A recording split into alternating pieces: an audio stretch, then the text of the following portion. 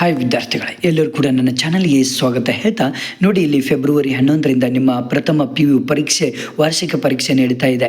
ರಾಜ್ಯಶಾಸ್ತ್ರದ ಒಂದು most important ಪ್ರಶ್ನೆಗಳು, ರಾಜ್ಯಶಾಸ್ತ್ರ ಪರೀಕ್ಷೆಗೆ ಬರುವಂಥ ಮೋಸ್ಟ್ ಇಂಪಾರ್ಟೆಂಟ್ ಪ್ರಶ್ನೆಗಳನ್ನು ಈ ಒಂದು ವಿಡಿಯೋದಲ್ಲಿ ಕೊಡ್ತಾ ಇದ್ದೇನೆ. ಈ ಒಂದು ಪ್ರಶ್ನೆಗಳನ್ನು ಕರೆಕ್ಟಾಗಿ ಸ್ಟಡಿ ಮಾಡ್ತಾ ಹೋದರೆ ಆರಾಮಾಗಿ ಅಬೌವ್ 60 ಮಾರ್ಕ್ಸ್ ತೊಗೊಳ್ಬೋದು. ಬನ್ನಿ ಮಲ್ಟಿಪಲ್ ಚಾಯ್ಸ್ ನೋಡ್ತಾ ಹೋಗೋಣ. ಎಲ್ಲ ಸಬ್ಜೆಕ್ಟಿನ ಮೋಸ್ಟ್ ಇಂಪಾರ್ಟೆಂಟ್ ಪ್ರಶ್ನೆಗಳಿದ್ದಾವೆ. ಈಗಲೇ ಸಬ್ಸ್ಕ್ರೈಬ್ ಮಾಡಿ, ನಿಮ್ಮ ಫ್ರೆಂಡ್ಸಿಗೆ ಶೇರ್ ಮಾಡಿ. ಅರಿಸ್ಟಾಟಲ್ ರವರು ರಚಿಸಿದ ಕೃತಿ ಯಾವುದು? ಇದೊಂದು ಪ್ರಶ್ನೆ ಪಿಕ್ಸ್ ಬರುತ್ತೆ. ನೆಕ್ಸ್ಟು, ರಾಜ್ಯ ಎಂಬ ಪದವನ್ನು ಮೊದಲು ಬಳಸಿದವರು? ಇದೊಂದು ಪ್ರಶ್ನೆ ಪಿಕ್ಸ್. ಸ್ವಾತಂತ್ರ್ಯ, ಸಮಾನತೆ ಮತ್ತು ಭ್ರಾತೃತ್ವ ಆದರ್ಶಗಳನ್ನು ಎತ್ತಿ ಹಿಡಿದ ಕ್ರಾಂತಿ? ಇದೊಂದು ಪ್ರಶ್ನೆ ಬರುತ್ತೆ. ಫೆಡರೇಷನ್ನ ಮೂಲ ಪದ ಯಾವುದು? ಇದೊಂದು ಪ್ರಶ್ನೆ. ನೆಕ್ಸ್ಟ್, ಕೆಳಗಿನ ಚಿತ್ರವನ್ನು ಗುರುತಿಸಿ ಸರಿಯಾದ ಉತ್ತರವನ್ನು ಸೂಚಿಸಿ. ಇದು ಬೇಕಾದ ಚಿತ್ರಗಳನ್ನು ತೋರಿಸ್ಬೋದು ಅವರು, ಹಾಗಾಗಿ ಇದು ಒಂದು ಈ ರೀತಿ ಮಾಡೆಲಲ್ಲಿ ಒಂದು ಪ್ರಶ್ನೆ ಬರುತ್ತೆ. ನೆಕ್ಸ್ಟು, ಖಾಲಿ ಬಿಟ್ಟ ಸ್ಥಳಗಳಲ್ಲಿ ತುಂಬ ಇಂಪಾರ್ಟೆಂಟ್ ನೋಡಿ. ಇಲ್ಲಿ ಡ್ಯಾಶ್ ರವರು ಹೇಳಿದಂತೆ ಒಂದು ರಾಜ್ಯದ ಜನಸಂಖ್ಯೆ 10,000, ಇದೊಂದು ಬರುತ್ತೆ. ಡ್ಯಾಶ್ ಎಂಬುದು ಸ್ವಾತಂತ್ರ್ಯದ ಮೂಲ ಪದವಾಗಿದೆ.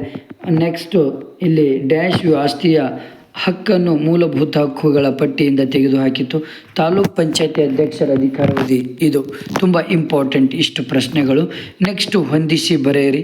ಇಲ್ಲಿ ಪ್ರಾಯೋಗಿಕ ಅಧ್ಯಯನ, ಸುಗ್ರೀವಾಜ್ಞೆ, ಪುರಾತನ ನಿರಂಕುಶತ್ವ, PIL, ಜಿಲ್ಲಾ ಪಂಚಾಯತಿಯ ಆಡಳಿತಾಧಿಕಾರಿ. ಇವಿಷ್ಟು ಪ್ರಶ್ನೆಗಳು ಬರ್ತದೆ.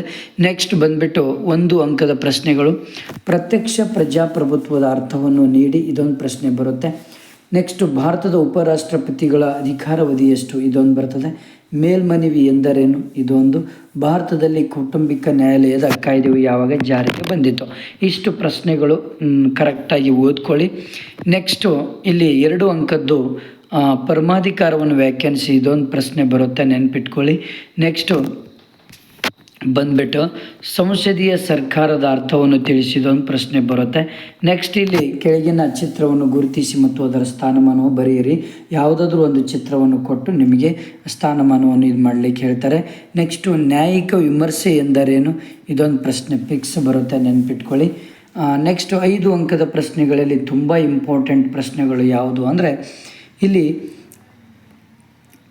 ಆರ್ಥಿಕ ಸ್ವಾತಂತ್ರ್ಯವನ್ನು ವಿಮರ್ಶಾತ್ಮಕವಾಗಿ ಪರಿಶೀಲಿಸಿ. ಇದೊಂದು ಓದ್ಕೊಳ್ಳಿ. ವಿಧಾನ ಪರಿಷತ್ತಿನ ರಚನೆಯ ಕುರಿತು ಒಂದು ಟಿಪ್ಪಣಿ ಬರೆಯಿರಿ. ಶಾಸನ ರಚನಾ ಪ್ರಕ್ರಿಯೆ 3 ವಾಚನಗಳ ವಿವರಿಸಿರಿ.